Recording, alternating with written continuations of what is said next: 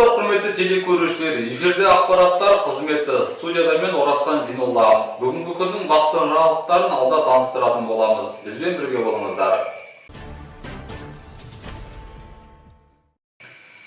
Бірінші қазан қарттар күні қарсаңында қаламызда бірқатар іс-шаралар өткізілді. Ол туралы алда баяндаймыз. Қарттар күні қарсаңында қала әкімі Әмірхан Бүркенұлы мен қалалық ардагерлер кеңесінің төрағасы Түбекбай Қапсалықұлы, ішкі саясат бөлімі, жұмыспен қамту және әлеуметтік бағдарламалар бөлімі тыл ардагерлеріне барып, мерейлі мерекелерімен құттықтады.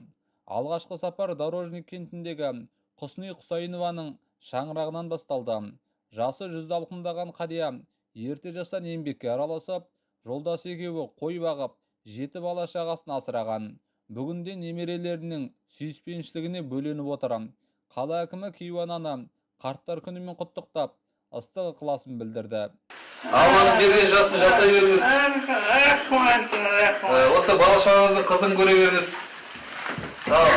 Елдің тыныштығын тілеп, елдің амандығын тілеп, ортамызда жүре беріңіздер. Сіздер қарт кісілер керексіздер әлі. Бата беруге, жек айтуға, бізге үлгі болуға. Ортамызда жүре беріңіздер енді. Алла берген жасын жасап. Көп демей, аз демей, сол ең басты денсаулық берсін. Осы бала шағаңыздың қызын көре беріңіздер. Құсни әжейдің өкшесін басып келе жатқан Алмагүл Рақымжанова 80-нің сеңгіріне шығып, елеулі еңбегінің арқасында елге сыйлы болып отыр. Ардақты Кейуанаға сый-сияпатымен барған меймандар жылы лебізін білдіріп, амандық тіледі. Ұзақ жасаңыз, балаларыңыздың тілегін тілеп, ортасында отыра беріңіз. Тілеп отырыңыз. Елдің тілегін тілеңіз. Мен сіздер елдің де тілекшісіздер. 85 жасқа толса да, әлі де тың әженің басты мақсаты ел жердің амандығы, келешек ұрпақтың кемелдігі көрінеді. Балалар демеймін, осы ел аман болсын.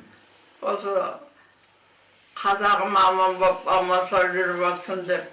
Солай тілеймін. Қарияларды аралау Дачный кентіндегі ардагер ұстаз Нина Кулькованың шаңырағында қорытындыланды. Балдаққа сүйенсе де, қонақтарды тік тұрып қарсы алған қарияның қала басшылығы мен ел үшін тер төгіп жүрген азаматтарға алғысы шексіз. Для моего возраста я хорошо чувствую. Мен әуелі сізге, жаныңыздағы көмекшілеріңізге ризамын. Бізді осы жасқа жетсек те ұмытпай, елеп ескеріп, үйімізге келіп, осындай қолдау көрсетіп жатсыз. Бұл біз үшін үлкен бақыт. Ұлтым басқа болса да, Қазақстан мен үшін ыстық. Үнемі қазақ еліне алғыс айтудан жалықпаймын.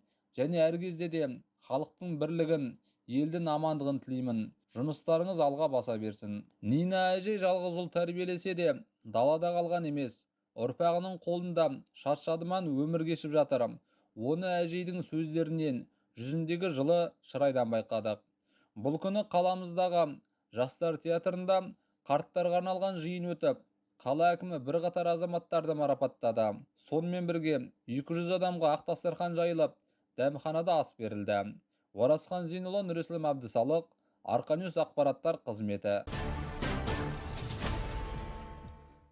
Сәрсенбінің сәтінде қаламызда жаңа спорт алаңы ашылды. Ол туралы алда білетін боласыздар. Қаламызда қарттар күні қарсаңында ерекше оқиға орын алды.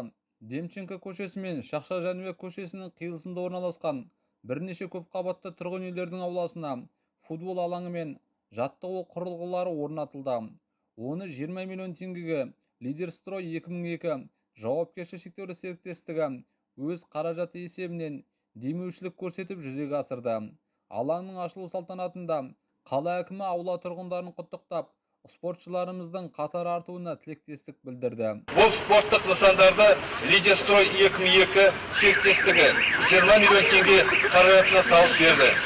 Осындай игі іске демеуші болып, қаламыздың спорттық инфрақұрылымды дамытуға өз үлесін қосып отырған Лидерстрой 2002 серіктестігінің басшысы Омарханов Самұрат Қажылықаевичке тұрғындар атынан өз атынан зор алғысымды білдіремін. Ұлт денсаулығын бекемдеу мәселесі өте өзекті. Барлық жас санаттарды арасында бұқаралық спорт түрлерінен насихаттау беру керек. Балалар үшін спорттық инфрақұрылымның барынша қолжетімді болуын қамтамасыз ету қажет. Соның негізінде біз сау әрі саналы ұрпақты, мықты ұлтты қалыптастырамыз деп мемлекет басшысы Қасым-Жомарт Кемелұлы Тоқаев елімізде бұқаралық спорт пен спорттық инфрақұрылымды дамыту қажеттігін тапсырған болатын. Осы мақсатта біз 2021-2024 жылдар аралығында 484 миллион теңгеге жуық қаражатқа қаламызда барлығы 43 спорттық алаң орнаттық. Айта кетерлігі, серіктестік басшысы Самұрат Қартқожағұлы мұндай игі жобаларды алдағы уақытта да жүзеге асыратынын жеткізді. Спорт алаңының лентасы қиылып, шашу шашылған соң, жасөспірімдер доп ойнауға лап берді.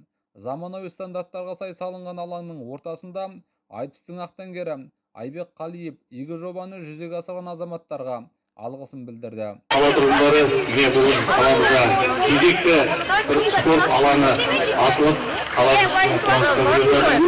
өздеріңіз білесіздер, біздің қаламызда спортқа баса назар аударылып, қаншама спорт кешендері, спорт алаңдары ашылып жатыр. Жаны сау дейді қазақ.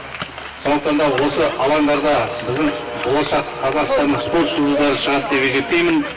Және түнде ғана біздің Қайрат командасы Реал командасынан ұтылып, көңіл күйіміз түсіп тұр. Осы футбол алаңынан сол Реалды жеңетін біздің футболистеріміз шығады. Еске сала кетейік, бұл биылғы жылы іске қосылып жатқан 5-ші аула алаңқайы. 2025 жыл спорт сүйер қауым үшін берекелі болды десек артық емес.